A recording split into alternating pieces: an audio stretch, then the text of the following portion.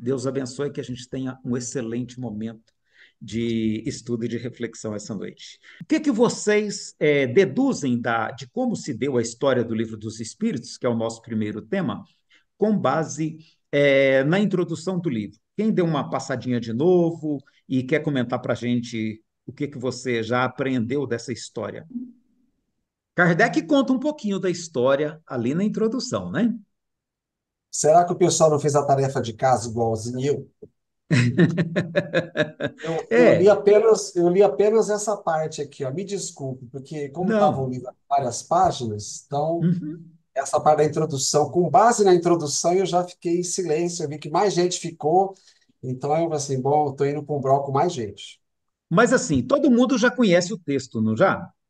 Todo mundo já leu antes. Já, já. Todo Já. mundo já leu antes. E do que todo mundo leu antes, o que é que vocês se lembram de Kardec falar a respeito disso? Primeiro, ele fala que tomou contato com os fenômenos, né? E eu vou até aproveitar e fazer uma pergunta, então, já que é assim, eu vou começar fazendo pergunta mais direta. Ele diz que não tinha nenhum contato com os fenômenos, ele até duvidava a princípio em obras póstumas, né? E muita gente deduziu disso que Kardec fosse um cético. E eu quero perguntar para vocês: Kardec era um cético ou, na sua percepção, Kardec não era um cético? Não, eu não era cético na minha visão. Na sua visão, não. Por quê, Valdir? O cético faria uns questionamentos um pouco diferentes do que ele fez, né? Eu acho que ele foi bem objetivo nos questionamentos. Uhum. O Alguém mais cético tem alguma colocaria formulação? em dúvida muita coisa. Uhum. Eu Então, também penso, opa. Hum. também penso que ele não era um cético, porque se dedicou a perguntar e a pesquisar. Ele foi atrás. Se ele Hum. fosse simplesmente um cético, ele se contentaria com as primeiras visões que negassem o fato, né? E ficaria por isso mesmo. A postura dele foi de, mesmo que se possa chamar de cético, mas foi de pesquisador, foi de investigador. Eu acho que isso dá a ele uma visão um pouco mais ampla, né? Uhum. Quem mais? Eu acho que ele foi, a questão da dúvida, né, da curiosidade, estimulou mais a investigação científica. Então, a surpresa daquilo que era moda na época, né, aquela coisa que fazia, ele levou com a sua racionalidade, que fazia parte da sua personalidade, ele buscou, não, tem algo aí a mais que eu quero entender, né, e isso o motivou a buscar e se aprofundar nessa questão. Uhum.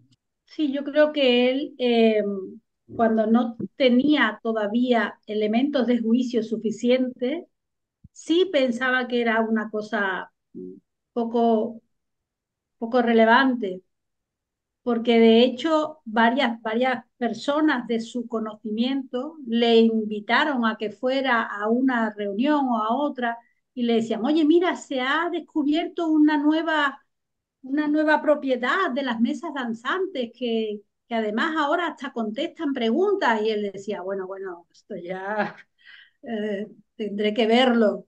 Entonces, antes de tener elementos de juicio, sí que parecía no prestar excesiva atención quizás por la persona que le traía las noticias. Pero cuando finalmente otra persona cuyo criterio a él le merecía suficiente respeto le volvió a tratar el tema, ya dijo, bueno, si fulano lo dice, vamos a investigar. Entonces, ahí fue cuando dijo, venga, ok, voy a, teniendo en cuenta que es esta persona la que me invita, voy a ver qué tal. Y ahí ya, a partir de ahí empezó a investigar, no porque fuera escéptico, sino porque no era un crédulo. Es precisamente porque no era crédulo, es como, ok, aquí parece que hay algo serio, vamos a ver qué es. Essa diferença que você faz, Antônio, acho que é fundamental, porque muita gente entende que pelo fato de ele não ser crédulo, que ele seria um cético, né? O fato de alguém não ser crédulo não significa ser cético. E eu acho muito interessante, outras pessoas apontam o fato de ele participar das sociedades de magnetismo animal, que era um assunto do pessoal que era espiritualista, né? O amplo conhecimento que ele demonstra de espiritualismo da sua época. Então, Kardec tinha um amplo conhecimento de espiritualismo e participava de grupos de estudo de magnetismo animal, inclusive com experimentações, né? Então, não é o perfil de um cético, é o perfil de alguém que não é crédulo. Eu acho que você fez a diferenciação perfeita. E aí eu quero chamar a atenção para mais uma questão no Livro dos Espíritos. Como a gente já ouviu muitas vezes, e todos nós estamos acostumados com essa ideia, Kardec escreve isso, né? Ele escreve que a obra foi inteiramente revisada pelos espíritos superiores e que, portanto, não conteria nada que não fosse o pensamento deles. Então, agora vem minha pergunta.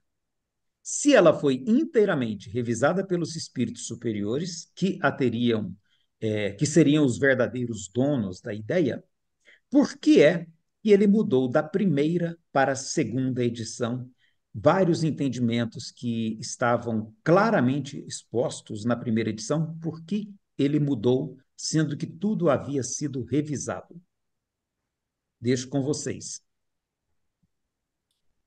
Yo creo que para contestar a esta pregunta, primero tenemos que definir qué entendemos por espíritus superiores, que está muy extendido en todo el movimiento espírita la idea de que cuando Kardec habla de espíritus superiores, habla de espíritus prácticamente perfectos, conocedores y poseedores de toda la ciencia, de todo el conocimiento definitivo.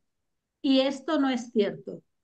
Allan Kardec en, en, en, en la las reuniones que hacía, invocaba a espíritus de personas conocidos, de mediums, personas conocidas de él o de sus mediums, también otros espíritus con más rango, digamos, pero también algunos que no hacía tanto tiempo que habían fallecido y que desde luego no, no hacían más que dar sus propias opiniones muy certeras en muchos casos, pero que no todos los espíritus que participaron en la codificación eran espíritus superiores en el sentido de poseedores de la verdad completa, porque de hecho primero dijeron una cosa y luego dijeron otra, con lo cual parece bastante evidente que no. Eu acho isso muito importante também. É bom a gente ter isso bem explicitado entre nós, porque o fato de ele ter modificado as abordagens tão importantes da primeira para a segunda edição demonstra que essa revisão feita pelos espíritos, e aí eu entendo que foi feita através de médiuns, portanto, né? Que essa revisão ela não era tão pontual, era mais de ordem geral do que específica ponto por ponto.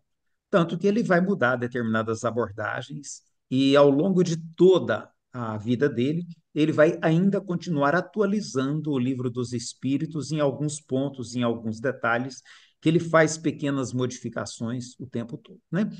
Não, Sim? na verdade, o que eu ia falar, que eu acho que superior não quer dizer que seja o nível máximo da superioridade, né? Ou seja, quem está um nível acima de nós é superior a nós, né? Porém, eu acho que possa ser, talvez, espíritos superiores a muitos de nós encarnados, mas ainda no nível evolutivo baixo, né? Ou seja, não são espíritos como a gente concebe, ou como a gente imagina que sejam espíritos de luz. E talvez sejam também aqueles que ele teve acesso, né, na época. Então, eu imagino que seja algo nesse sentido. Mas, Uhum. infelizmente, né, a gente falar isso, usando um termo bem religioso, para muitos é uma heresia, né? Ou seja, as pessoas têm, eu acho que é um fanatismo, uma idolatria com a própria doutrina que não permite que essas pessoas usem um pouco do raciocínio, né? É a Uhum. percepção que eu tenho às vezes, embora muitas coisas eu concorde, né, com o que está no Livro dos Espíritos, não quer dizer que tudo também seja, mas eu acho que tudo é uma pontinha da verdade que foi mostrada, né? Eu acho que verdade absoluta, acho que nós não temos nem capacidade para entender, né? Eu acho que é um processo que a gente ainda vai caminhar, mas Uhum. e eu acho que talvez algumas coisas foram realmente revistas porque estavam desconforme até com o que, né, aqueles que estavam auxiliando perceberam, ou mesmo, às vezes, por um equívoco, né, de quem falou e depois veio alguém para tentar corrigir dentro desse contexto. Não sei se seria Uhum. isso, mas é o que eu consigo perceber. Eu vou até aproveitar a sua fala antes de passar para a Antônia e para a Lúcia, que também estão aguardando. O Kardec, mais à frente na Revista Espírita, ele vai definir o que, que ele considera espíritos superiores. Ele vai dizer que são espíritos que estão acima da média em inteligência e em moralidade, né? Isso ele diz na Revista Espírita. Então, acima da Uhum. média em inteligência e moralidade, eu arrisco dizer que alguns desse grupo aqui, com certeza, poderiam ser enquadrados. E ele achava que sim, porque ele entrevista pessoas que haviam participado da própria Sociedade Parisiense de Estudos Espíritas. E ele entrevista, inclusive, uma médium da sociedade encarnada. Encarnada, ele faz um experimento interessante.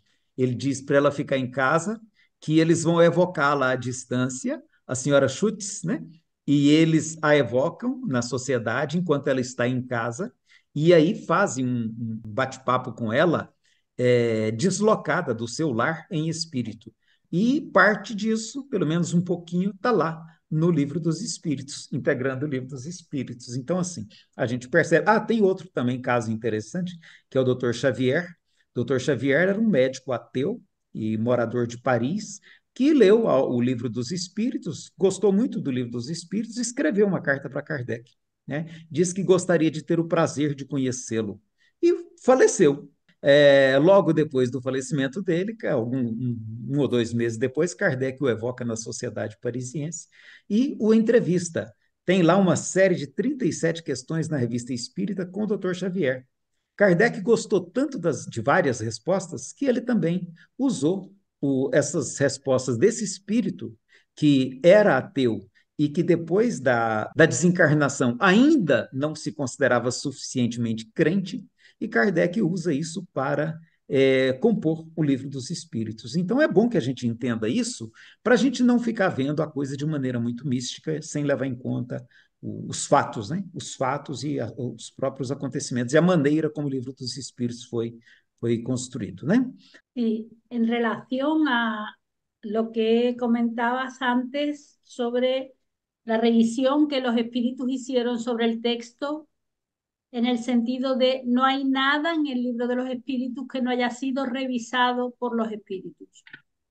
Respecto de esta afirmación, teniendo en cuenta, o sea, tú has dicho, imagino que esto se refiere a una revisión general y no punto por punto a cada una de las preguntas y de las respuestas. Yo creo que esta es una posibilidad bastante razonable, pero teniendo en cuenta que los espíritus de la codificación no son espíritus perfectos, podrían incluso haberlo revisado todo y haber dado por bueno algo que luego se demostró que no lo era. O sea que incluso podría haber ocurrido de las dos formas. Una revisión general en la que más o menos parece que el conjunto es razonable o una revisión detallada en la que la persona que revisa el espíritu no tiene elementos de juicio suficiente para corregir algo que posteriormente la ciencia o nuevas investigaciones demuestran que no es cierto. Eu acho, pelo que eu li lá, né, nesses textos que você colocou para a gente ler, da primeira para a segunda edição, houve um aumento duplicou o número de questões, né? Isso, eu acredito que nesse momento, quando foi lançada a primeira edição, apareceu muita gente, né, para contribuir. E essa contribuição fez com que ele fizesse toda essa revisão. E ele, quando ele fala que os espíritos revisaram tudo, ele não quis dizer superior, que eram da última camada, ele quis dizer que os espíritos, né, os que estavam lá desencarnados, fizeram a revisão. E eu acredito que essa diferenciação foi justamente dessa atração que o livro, né, a primeira edição, ocorreu, as pessoas ficaram muito interessadas e esse interesse gerou mais médiums, né, mais pessoas que pudessem contribuir. E ele não foi incansável, né, em pegar essas novas falas, vamos dizer assim, e fazer o que ele achava que tinha que fazer, né? Ele foi muito correto, né, o Kardec, dá para ver que ele teve coerência nisso, até nessa revisão, que você vê que ele não modificou muito, tem algumas questões que podem parecer modificadas, mas a modificação eu acho muito sutil em Uhum. relação à quantidade de material A quantidade de assuntos abordados. que ele teve que catalogar, vamos botar assim, né? Muita Perfeito. coisa. E foram surgindo outras coisas, né? Era isso que eu queria falar. Ok. Cosme com a palavra. Oi, a Lúcia meio que já introduziu boa parte do que eu ia falar, coincidiu aí essa abordagem, mas eu acho que é interessante também a gente observar que o processo de aprimoramento do próprio método de comunicação, que era algo novo, logicamente na sua primeira edição existiam algumas dificuldades, até do próprio, aquela questão que a gente sabe hoje com mais clareza, do médium, da interpretação da mensagem, novidades que tinham, com o processo sendo aprimorado, e também, como a Lúcia colocou muito claro, a ampliação da quantidade de pessoas, né, que estavam ali atendendo, nós temos uma condição, uma possibilidade melhor. Isso próprio os espíritos falam muito isso, né? Aquela questão de que, olha, nós chegamos até aqui porque era possível o entendimento por esse uso de palavra, por esse uso de mensagem. Então, há também esse cuidado, né, de determinadas coisas foram sendo aprimoradas ao longo do tempo da nossa própria capacidade de entendimento natural. E como Kardec era muito obstinado, né, de buscar a sua verdade, isso também contribuiu para que ele ficasse sempre buscando a interpretação e aquela catalogação e tentando fechar um pouco aquele sentido, mas no sentido de aprimorar, de entender sempre melhor esse processo de comunicação. Tá? Perfeito. Marjorie, Boa noite. boa noite. Eu sou médium de incorporação. Então, tem alguns momentos em que você está transmitindo uma mensagem de espírito que às vezes você tem dificuldade de sintonizar, de transmitir fielmente o que ele está dizendo. Imagino isso naquele período em que estava tudo se começando. Então, eu acho que talvez algumas mudanças também tenham sido causadas por isso. Talvez mudança de espírito para receptor, para médium, para poder transmitir mais fielmente também algumas impressões. E eu tenho a impressão também que ele é assim, ele aparentemente é uma pessoa muito sistemática, ele viu o que é que estava de acordo, quem não estava de acordo, e fez uma rearrumação também por ideias, né? Então, eu acho que foram as duas coisas. Ok. Pois é, eu acho interessante a gente alinhar até da fala de vocês, e eu vou puxar alguns pontos que eu acho importantes aqui. Quando a Lúcia falou do lançamento da primeira e do sucesso que fez, e os contatos que vieram em seguida, né?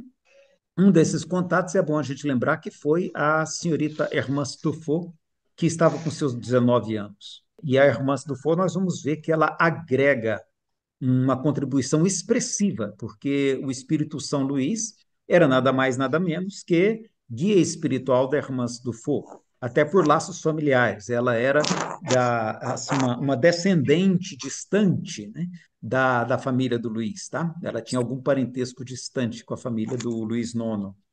Então, a Hermância é uma médium que agrega em seguida. Outro médium que agrega em seguida é o senhor Dambel, que tinha por guia espiritual nada mais, nada menos que Erasto. Quando é que se funda a Revista Espírita e a Sociedade Parisiense de Estudos Espíritas? Quem se lembra? 1859, né? 1858, né? Então, logo no ano seguinte, ele já lança a Revista Espírita, e em abril ele já abre a Sociedade Parisiense de Estudos Espíritas.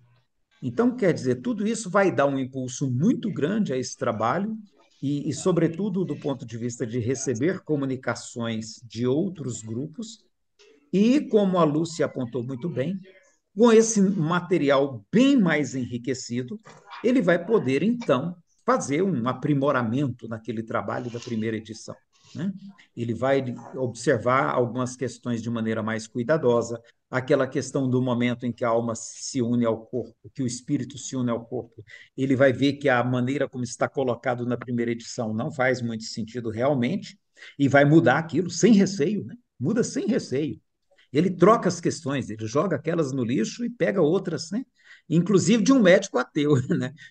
E vai juntar isso lá para esclarecer melhor como se dá, portanto, a união do espírito ao corpo por ocasião do nascimento. E a mesma coisa por ocasião da morte. É outro assunto também que ele muda radicalmente. A desvinculação era instantânea na primeira edição, e ela é lenta e gradual, dependendo da consciência do espírito, na segunda edição. E não só isso, tem uma série de outras pequenas mudanças menores, né? A Lúcia apontou bem, dentro do conjunto inteiro isso é nada, né? Mas aí tem outras mudanças menores também que ele faz sem o menor receio.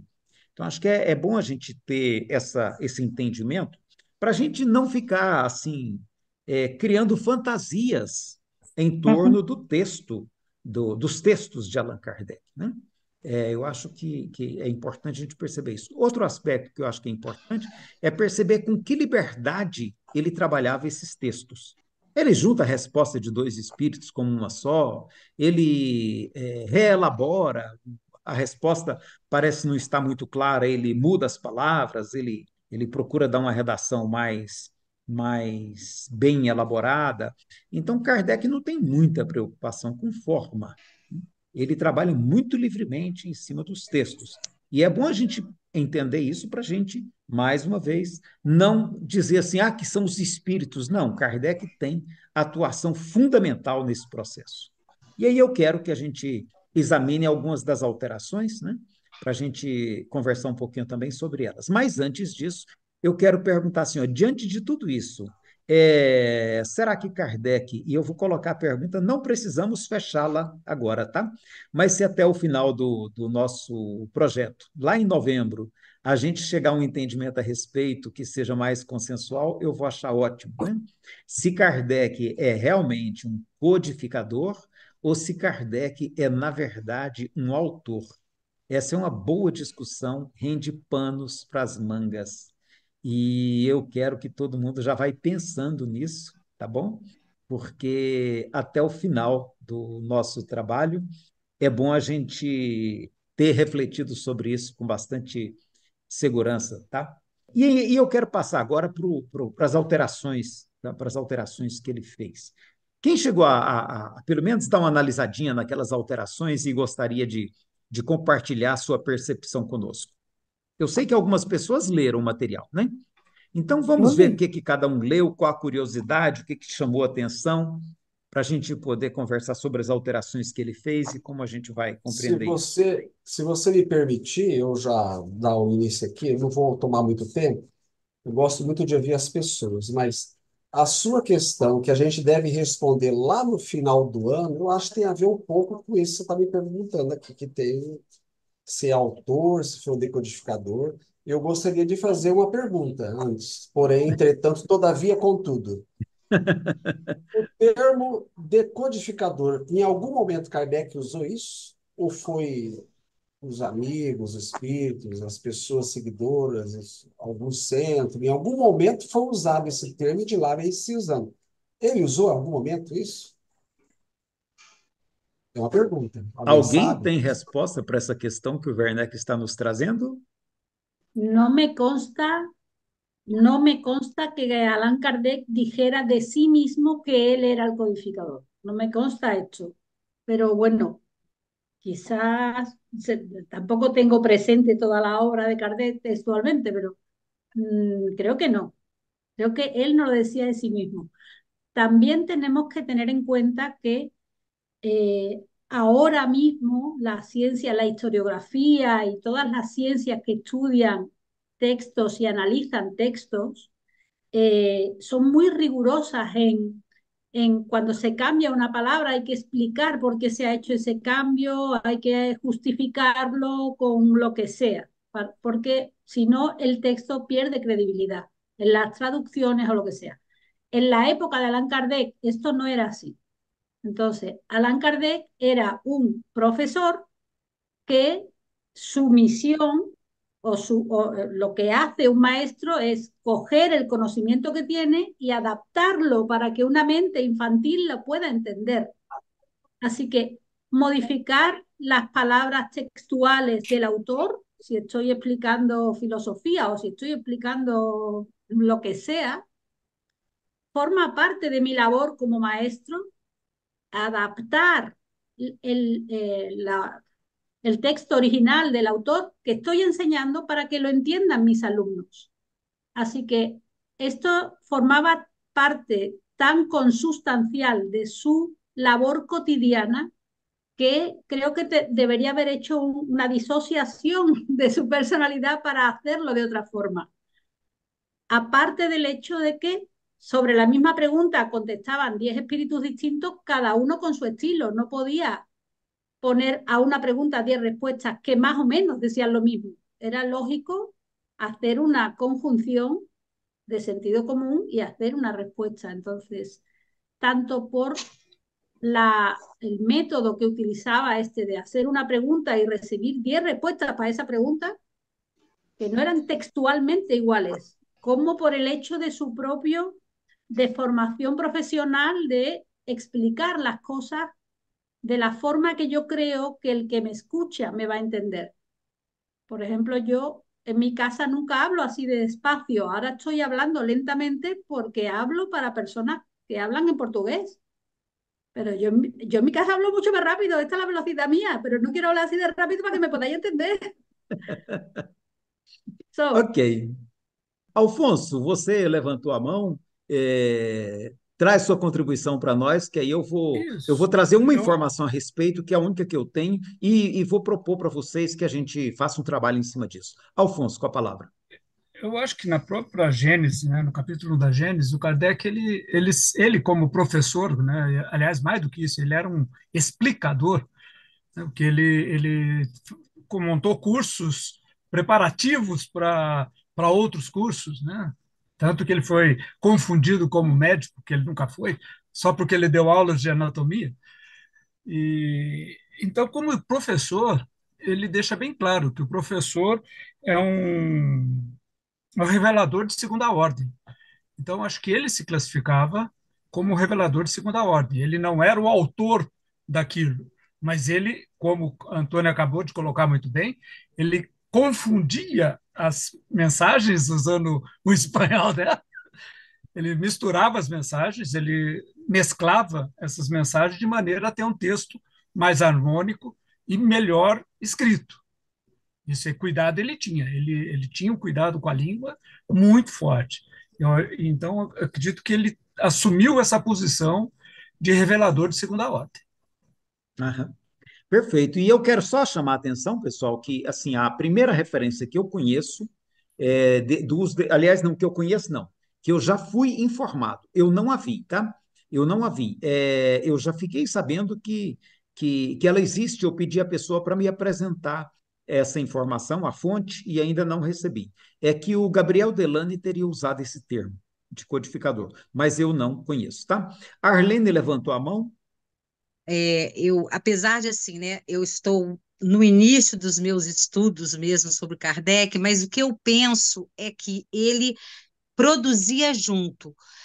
Os espíritos passavam essas informações, ele, com toda a postura dele acadêmica, com todo o conhecimento dele, ele pegava essas questões e passava pelo crivo dele, sim, e ele produzia.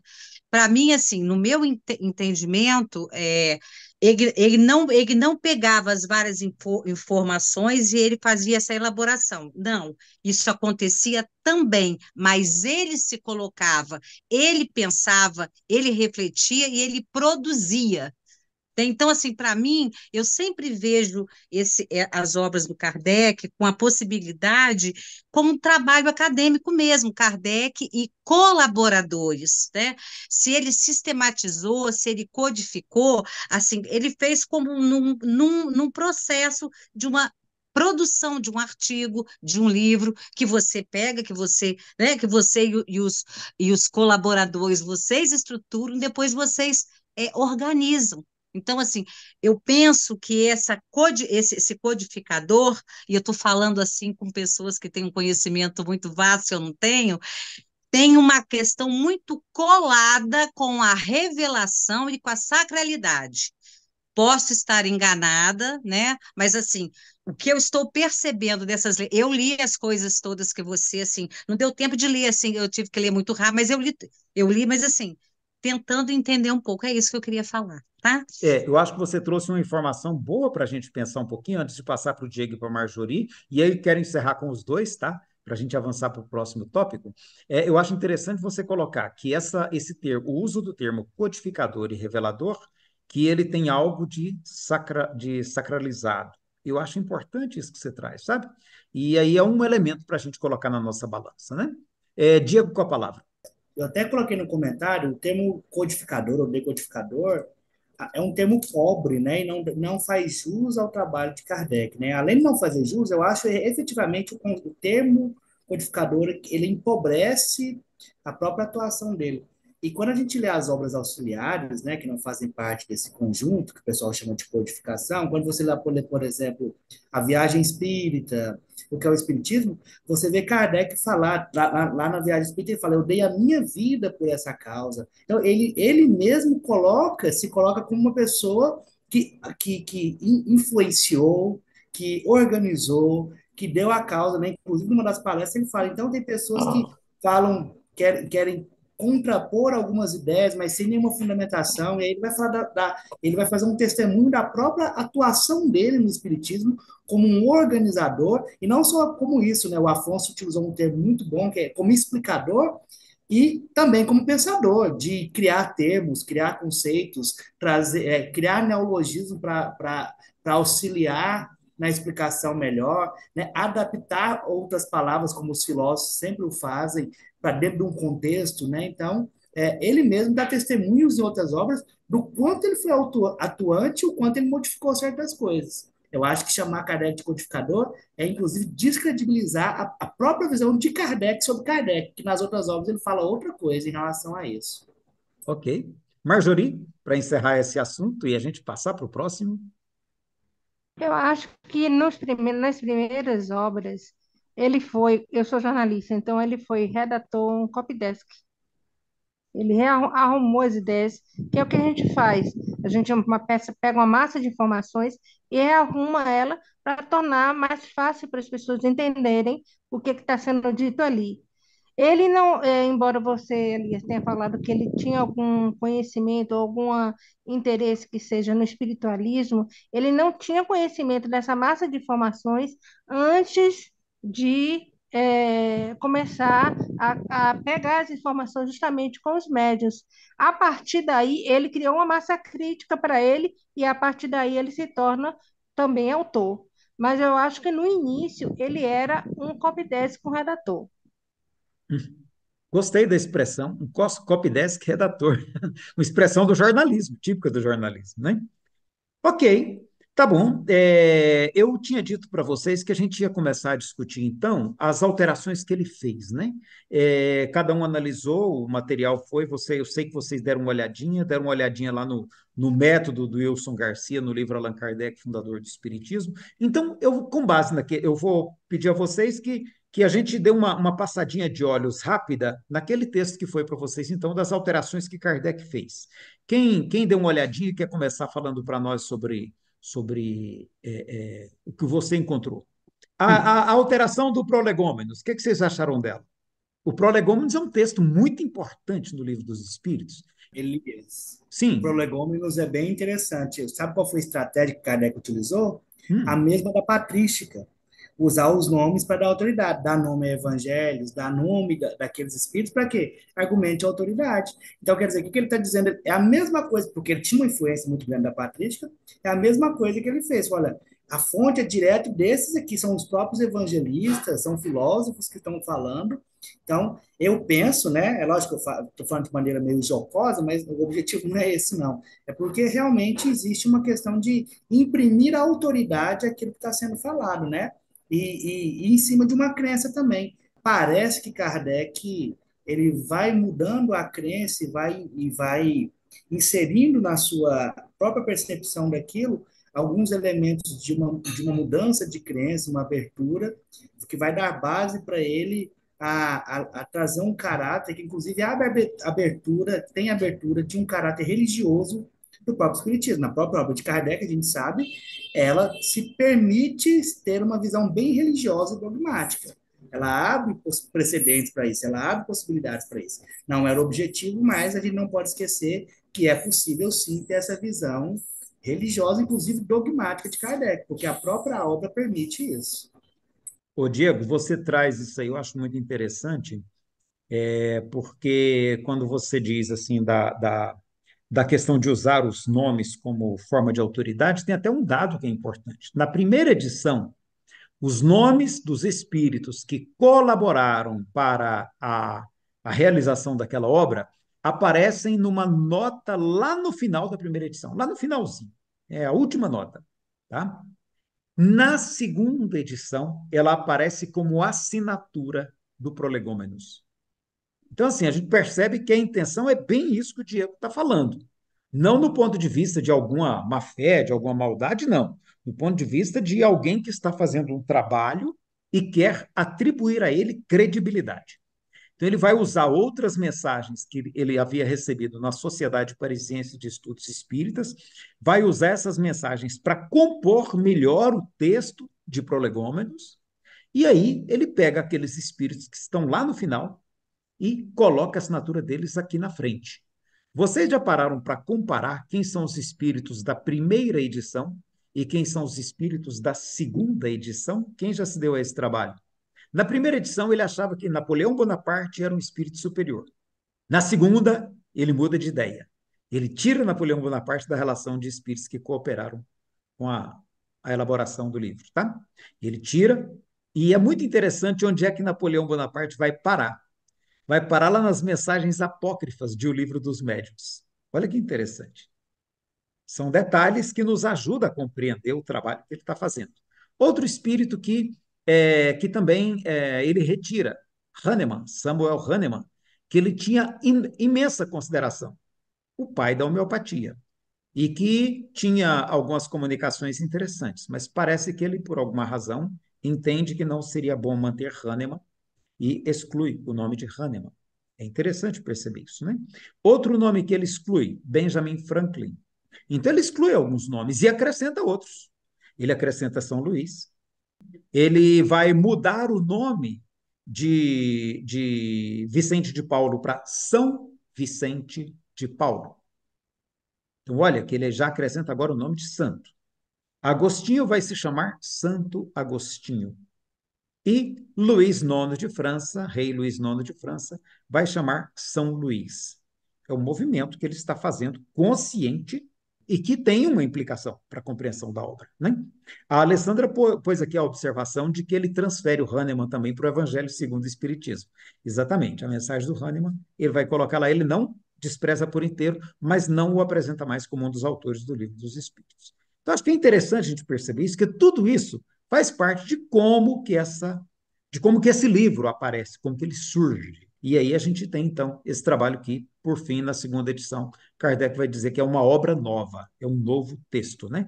Antônia, você tinha levantado a mão antes de eu continuar aqui, por favor? Sí, era en relación a Napoleón en concreto, Napoleón Bonaparte. Yo creo que era una época muy convulsa históricamente, políticamente en Francia, cuando la época de Allan Kardec era una época de mucha intensidad en los movimientos políticos. Así que Napoleón Bonaparte no dejaba de ser identificado con una cierta movimiento político, los que estaban de acuerdo con Napoleón. Yo creo que puede ser un intento de no politizar la obra, porque de hecho Napoleón Bonaparte era una cosa muy evidente en qué postura estaba. Pero el libro de los espíritus pretende, yo creo, se dirige a toda la humanidad o a todo el mundo. No quería hacer un señalamiento político y era muy difícil poner a Napoleón Bonaparte sin señalar políticamente la postura de Napoleón Bonaparte. Antônia, você acaba de me dar algo que eu nunca pensei. También Luis, el rey Luis, mientras se le trata como rey, rey Luis IX de Francia, está en un cargo político, pero ya San Luis es una cosa más espiritual. Hahnemann estaba teniendo graves problemas con la institución oficial de la medicina. El estatus oficial de la medicina tenían problemas con Hahnemann, porque el negocio, el negocio se veía afectado. Así que también tenía un sentido político, porque tenía un sentido económico. Y la economía y la política siempre van juntas. No sé si esta es la razón por la que retiró estos nombres, pero sí es cierto que hay una imbricación política importante en algunas de esas figuras que hemos mencionado. É bom levar isso em conta, né, Antônia? Não temos como ignorar esse aspecto. Muito bem pensado. A Alessandra levantou uma questão aqui da fala da Antônia para compreender melhor.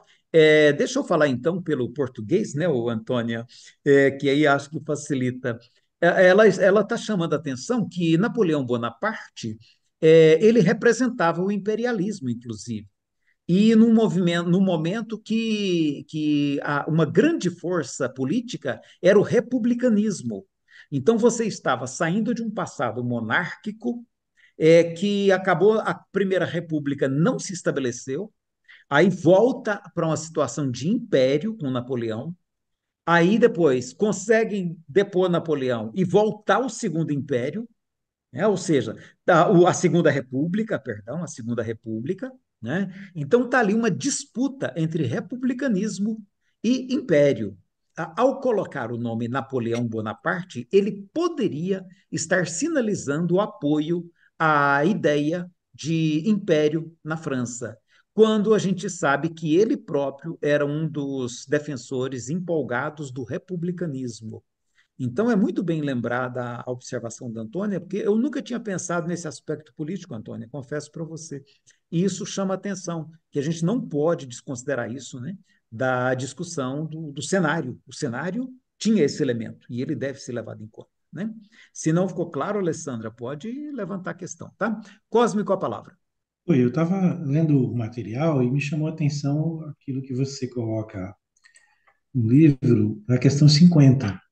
Quando ele faz aquela retirada, quando ele fala do Adão, na primeira edição, ele coloca Adão como menos impuro. E depois ele retira isso, ele é mais sintético ali, ele não entra nesse assunto mais, né?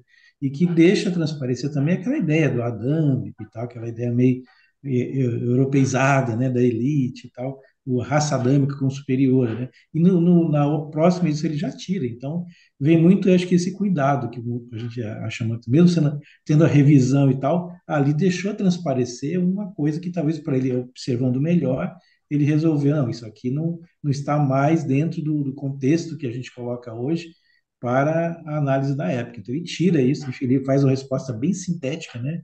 Não é único e pronto, ele não deixa, não abre para outras discussões. Eu achei bem interessante essa observação, esse comparativo, né, entre uma questão e outra. E se você me permite, eu quero até aproveitar esse comentário seu, o Cosme, para também chamar a atenção para um aspecto, que assim, a gente perceber que Kardec ele tem que tomar decisões, ele tem que tomar decisões.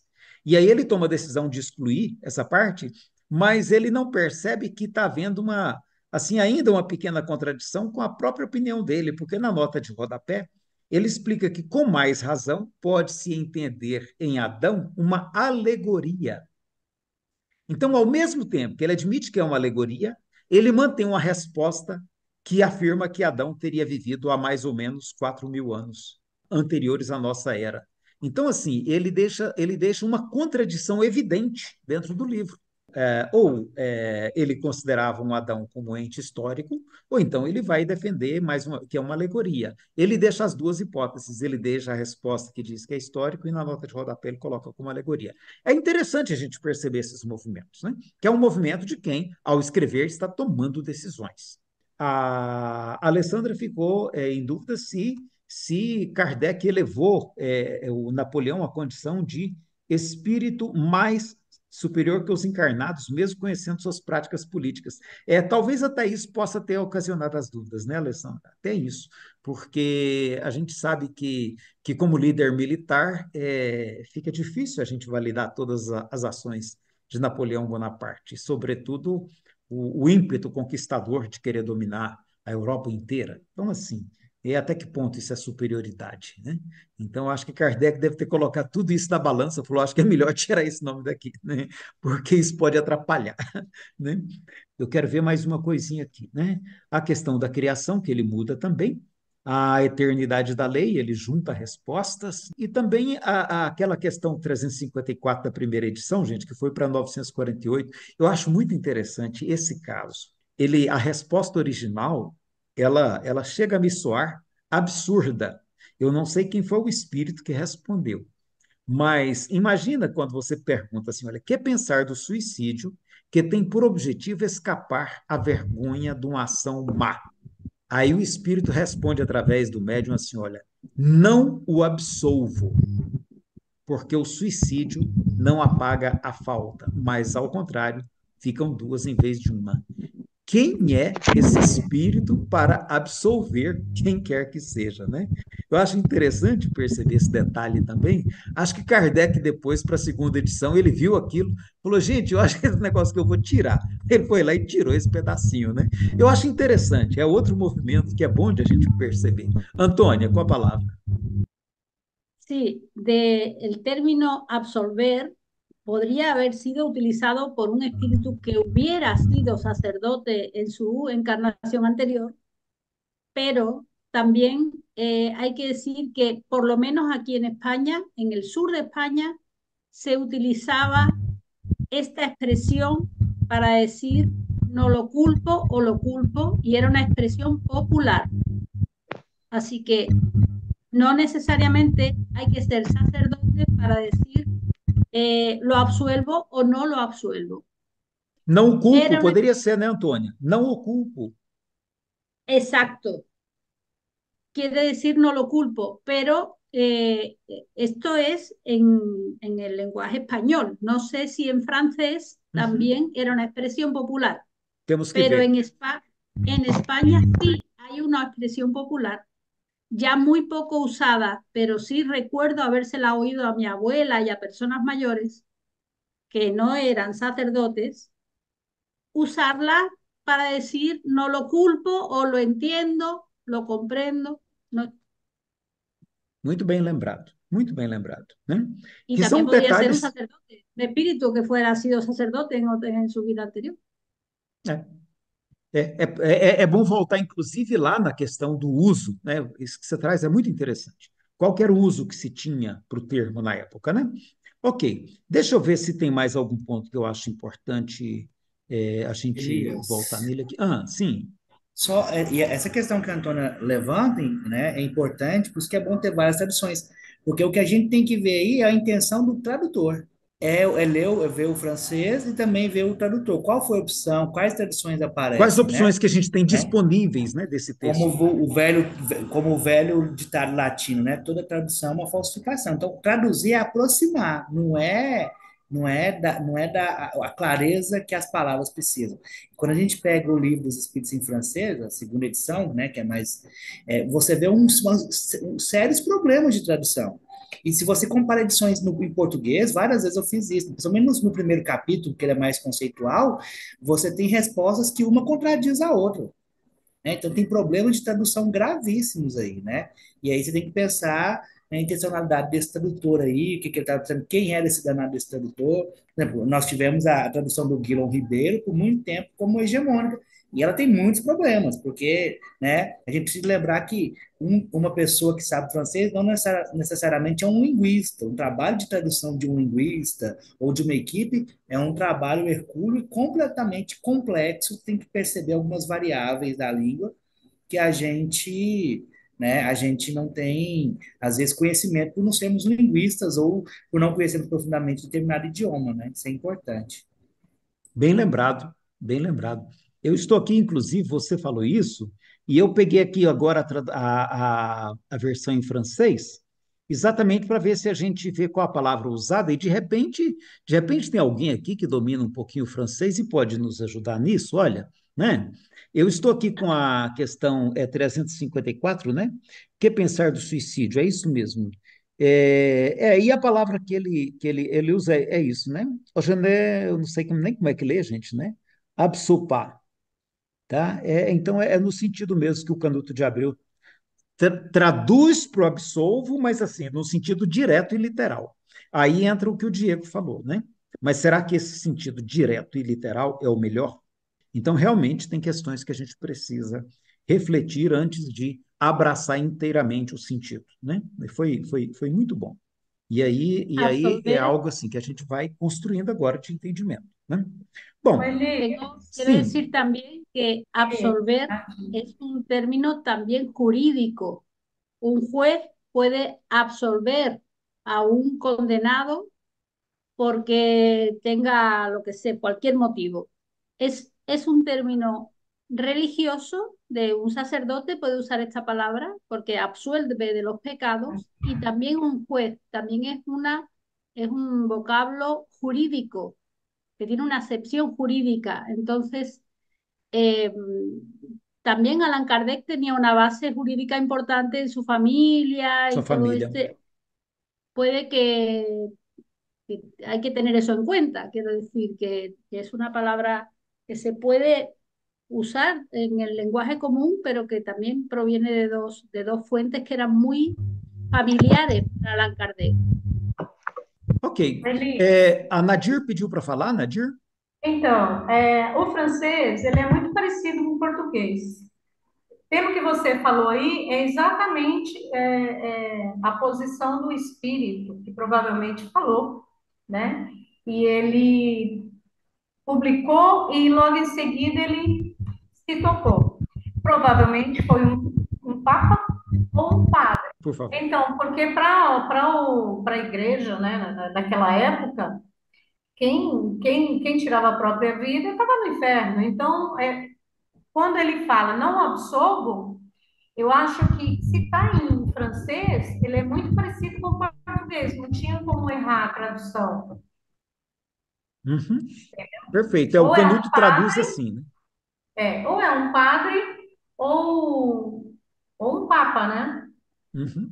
Bom, gente, por último, então, eu tenho uma última questão que eu quero ver com vocês desse tema de hoje, e aí a gente abrir para tirar algumas dúvidas que possam ter ficado, que é o papel da Revista Espírita na composição da obra literária de Allan Kardec. Alguém já se deu ao trabalho de conferir quanto da Revista Espírita foi transportado para os livros de Allan Kardec? Alguém já teve a curiosidade de fazer essa análise? Já viu algum trabalho a respeito? Como é que esse assunto é para vocês? Ou é um assunto novo, né? Porque a Revista Espírita é o principal laboratório de Kardec a partir de 1858. Ele vai trabalhando ali com a revista e os assuntos ele vai, na medida que ele vai conseguindo estruturar algumas ideias, ele vai separando aquilo para os livros que ele pretende escrever.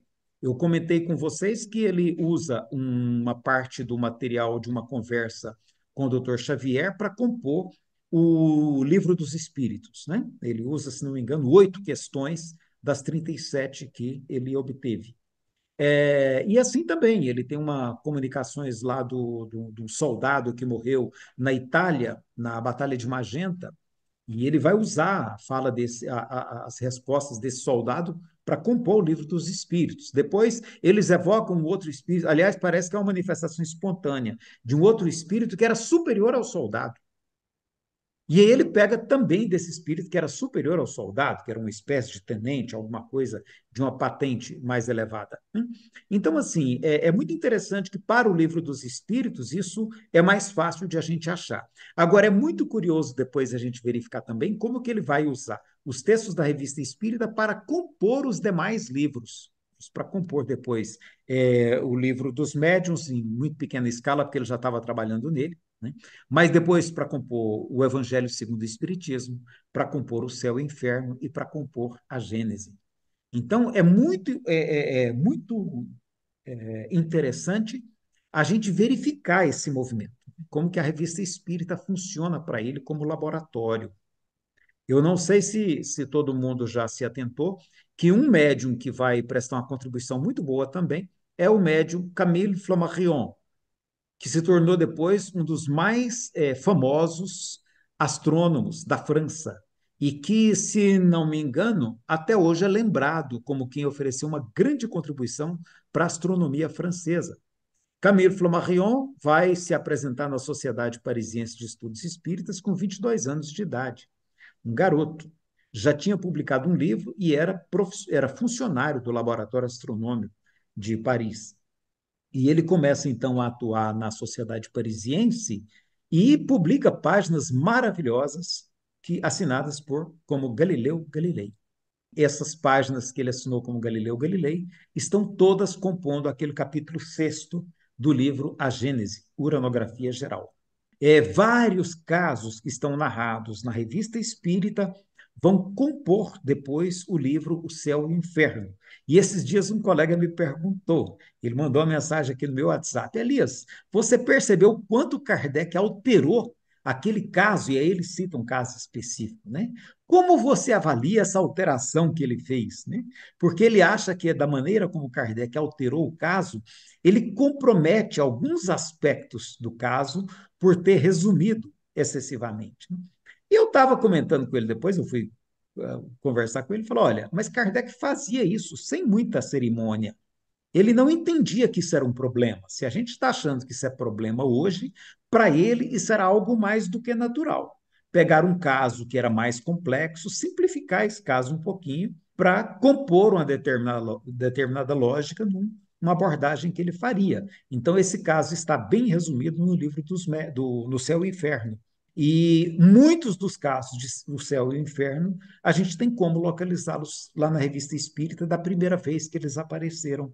E tem, inclusive, um caso bem emblemático. Eu vou deixar a Antônia falar primeiro e depois eu cito esse outro caso, porque a gente tem uma tarefa de casa para fazer e eu vou distribuir trabalho para o grupo inteiro hoje. Antônia, com a palavra.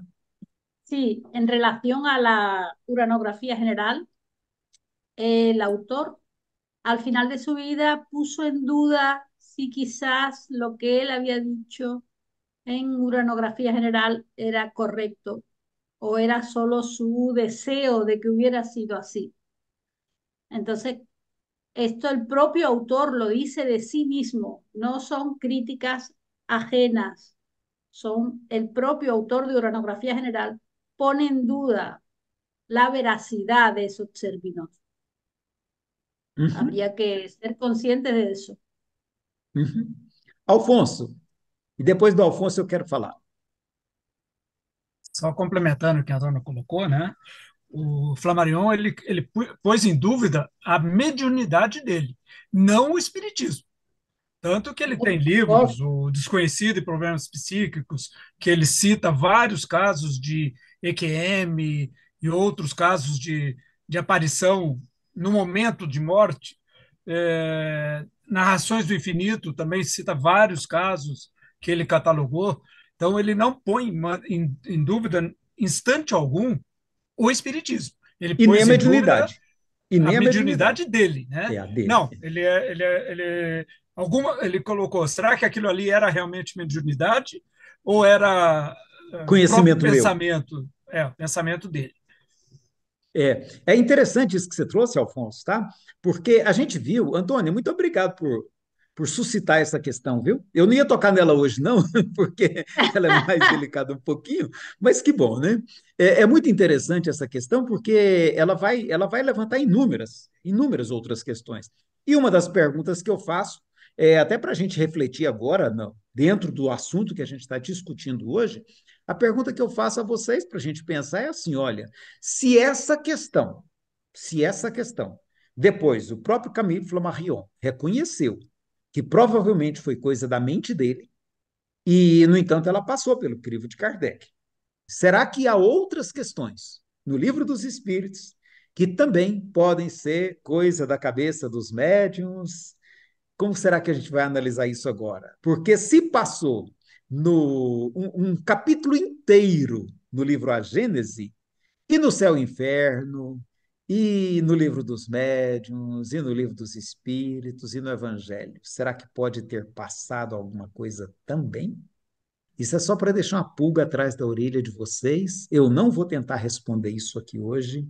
E se alguém tentar, eu vou falar assim, por favor, hoje não. É para a gente pensar durante uma semana e ver como é que nós vamos lidar com isso ao longo do estudo que nós vamos fazer durante todo o ano, tá bom?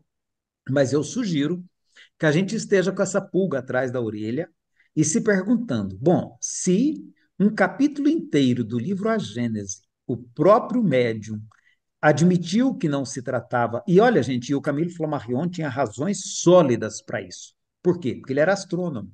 E ele acompanhou todo o desenvolvimento da astronomia nas décadas seguintes e que foi muito amplo. A astronomia teve avanços naquela época do Flammarion, assim, extraordinários. Tá? A astronomia, a física, né? Mudou todo o conceito da física e da astronomia. O Flammarion, inclusive, conheceu a teoria da relatividade do ilustríssimo Albert Einstein. Ele conheceu as teorias do eletromagnetismo do Maxwell. Ele viu tudo isso acontecendo. Então, depois que ele olhou para trás, assim, 40 anos antes, né, aqueles textos que ele havia psicografado, ele falou: gente, se foi o Galileu, coitado, né? Se foi o Galileu, coitado. Então, por quê? Porque mudou tudo, mudou tudo.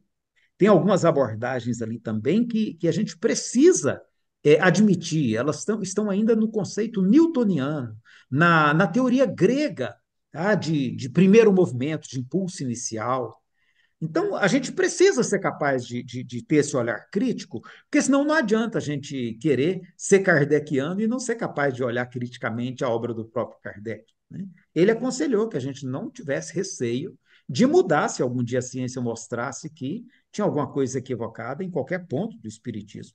E aquele capítulo 6 em particular tem vários pontos que se mostraram superados pela astronomia do próprio século XIX, final do século XIX. É por isso que o Camilo Flammarion fala: olha, gente, eu não sei se aquilo foi.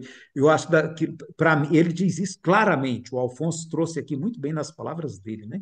É, ele vai dizer que não tinha nada de Galileu naquilo.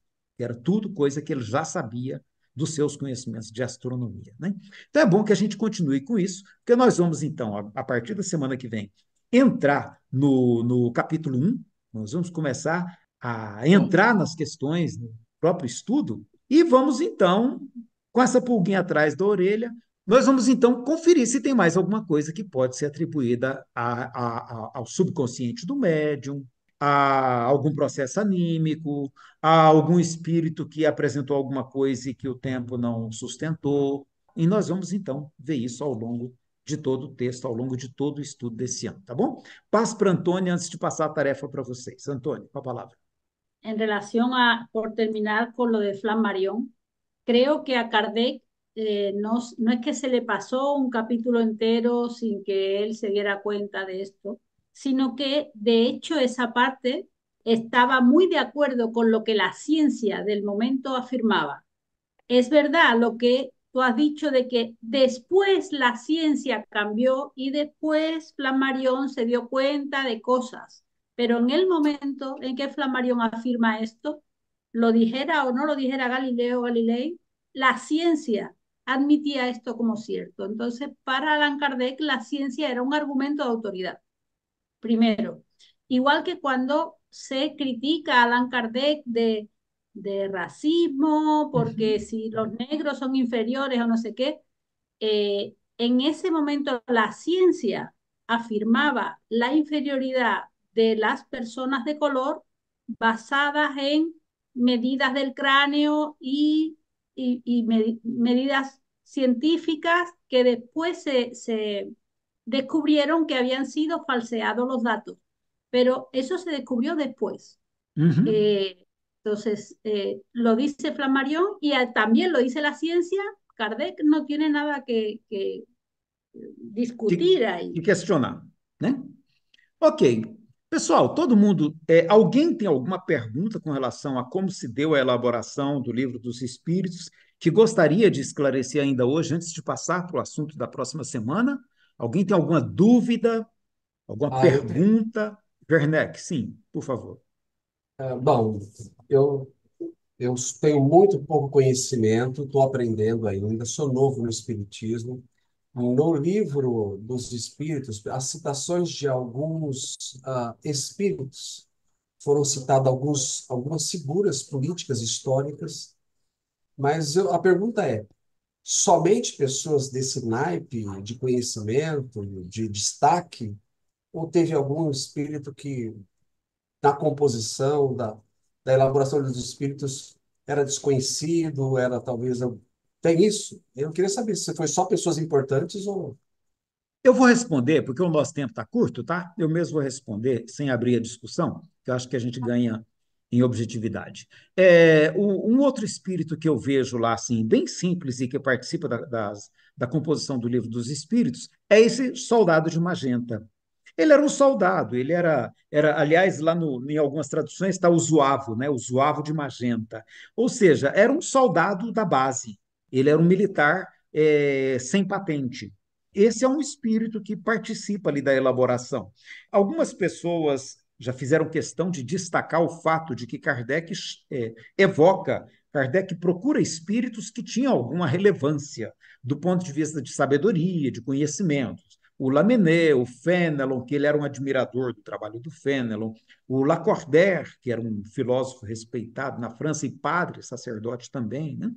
Então, Kardec, ele conversa muito com padres, tá? A irmã Rosália, ele evoca a médium Delphine de Girardin, foi quem apresentou os fenômenos espíritas para o Victor Hugo, que fez um trabalho também extraordinário de pesquisa, que está registrado no livro das mesas. Então, é muito interessante, sabe, isso que você traz, porque Kardec procura mais sábios, ele procura mais pessoas consideradas sábias. Isso não impede que algumas pessoas simples, de alguma maneira, também tenham comparecido no Livro dos Espíritos. Tá? Mas é interessante que esse recorte ele precisa ser compreendido. Quando aquela rainha do reino indiano de Oude, ela comparece na Sociedade Parisiense de Estudos Espíritas, ela é evocada, por ser indiana, ela é considerada inferior. Eu fiquei na dúvida se ela fosse uma rainha europeia, se ela teria sido considerada inferior. São elementos que é bom a gente estar observando para refletir e para tentar compreender. Mas é muito importante a questão que você traz, tá? Mais alguma pergunta? Ou posso passar para a tarefa? Vamos distribuir serviço? Tem algumas informações no chat aqui, eu não vou abrir todas não, porque a gente não vai conseguir esgotar todas essas questões, se o espírito era Joana de Ângeles ou não, nós nem temos elementos para isso. E no meio espírita há um apreço muito grande por esse tipo de informação, né? Quem era quem foi quem na vida passada, e eu costumo dizer, gente, é tão areia movediça esse terreno que eu não me atrevo, sabe? Eu não me atrevo, né? Mas vamos lá. Na próxima semana, portanto, nós vamos estudar o primeiro capítulo. Então, terça-feira pela manhã, eu posto o material para vocês, tá? Para a gente estudar o capítulo 1, sobre Deus. O Diego vai ter 500 questões para trazer para vocês, e eu vou trazer uma. Mas eu quero já de antemão distribuir com vocês mais 4. Eu quero discutir com vocês, eu e Diego vamos discutir com vocês, o capítulo 1, numa perspectiva decolonial. O que é uma perspectiva decolonial? É uma perspectiva que se permite examinar o assunto a partir da perspectiva do povo originário de uma determinada região. Então, por exemplo, nos colocando aqui como Brasil, eu vou colocar aqui o caso do povo Yanomami, que está na nossa tarefa 2. Eu vou considerar alguém que possa se colocar como descendente do povo Yanomami, portanto, que vive na região amazônica. E eu quero perguntar a essa pessoa que leitura você faria do capítulo 1 de O Livro dos Espíritos, sem perder de vista a relação do seu povo com a ideia de divindade criadora para eles, que era o Mama. Então, eu quero alguém que fala assim, Elias, essa parte aqui deixa comigo, dá uma olhadinha, vai lá na internet, pesquisa um pouquinho, você vai achar material suficiente, não precisa fazer pesquisa muito aprofundada, é bem superficial mesmo, só para a gente pensar no assunto. A mesma coisa com a tarefa 1. Eu vou pedir que você se coloque como descendente de uma determinada comunidade dos povos originários de Abia e Ala, que era o nome daquela região da América Central. Aquilo lá não se chamava América. O povo originário dali tratava aquela região por Abia e Ala. Então, eu também perguntaria, você, como sendo ali talvez um Inca, Azteca ou Tolteca, que leitura você faria do capítulo 1, sem perder de vista a relação do seu povo com a ideia de Pachamama? Tá bom? Na 3, eu vou colocar você como chinês. Eu vou querer alguém que, por favor, se assuma como chinês. Pode colocar ou não o chapeuzinho para responder para nós na próxima sexta-feira. Porque você veio para o Brasil, está tentando se adaptar à cultura brasileira. E como você leria o capítulo 1 do Livro dos Espíritos sem perder de vista a sua tradição espiritual e o conceito de Tao, do Yin e Yang, e toda a cosmovisão do povo chinês, que, para quem já viu um pouquinho, sabe que nem existe a figura de Deus como é da nossa compreensão. E a 4, eu vou pedir uma pessoa que se identifique como afrodescendente, que conheceu o Espiritismo recentemente, gostou, mas não deseja abrir mão da sua ancestralidade. E vou perguntar, colega, como você conciliaria a visão de Deus contida no capítulo 1 de O Livro dos Espíritos com a cosmovisão dos povos africanos relacionada ao sagrado? Tá certo? Então, seria muito bom que vocês se oferecessem espontaneamente, sem que eu tenha que pedir ou que indicar alguém, né? Vai ser ótimo se vocês se oferecerem espontaneamente. Quem abraça a tarefa número 1? América Central. Cosme França? Então você vai ser um personagem ali Inca ou Azteca, Tolteca, talvez, né? E vai trazer para nós essa visão em relação a Pachamama. Quem poderia se colocar como descendente do povo Yanomami? Eu posso fazê-lo. O André? Quem que Isso. falou? André. Ô, André, você tá bom, André? Te vi aí, mas não te cumprimentei até agora, né? Ué, André, que bom. Então, André, você vai cuidar para nós do povo Yanomami, tá? E a sua visão relacionada à divindade Omama, tá bom? Tarefa Ok. 3. Quem pega o papel do nosso chinês?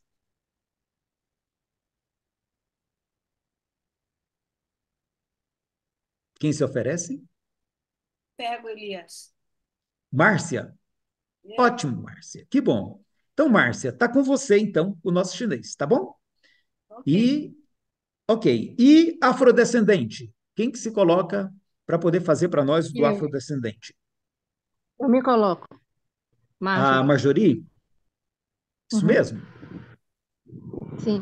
Ok, Marjorie. Então, só para conferir aqui, deixa eu ver se eu estou entendendo direitinho. Quem vai cuidar do 1 é o Cosme, o 2 ficou com André, André Lemes, o 3, que é o chinês, ficou com a Márcia, e o 4, que é o afrodescendente, ficou com a Marjorie. Ok. Pois é, a Antônia me deu aula hoje de coisas que eu não sabia. Olha aí, tá vendo? Então a gente vai somando assim, todo mundo vai ganhando, né, gente? Um grande abraço, bom final de semana, paz, saúde, alegria de viver. Obrigada, boa E até noite a a próxima todos. sexta-feira, Obrigada tá a bom? todos. Tchau, um abraço. Valeu, Obrigada abraço. pelos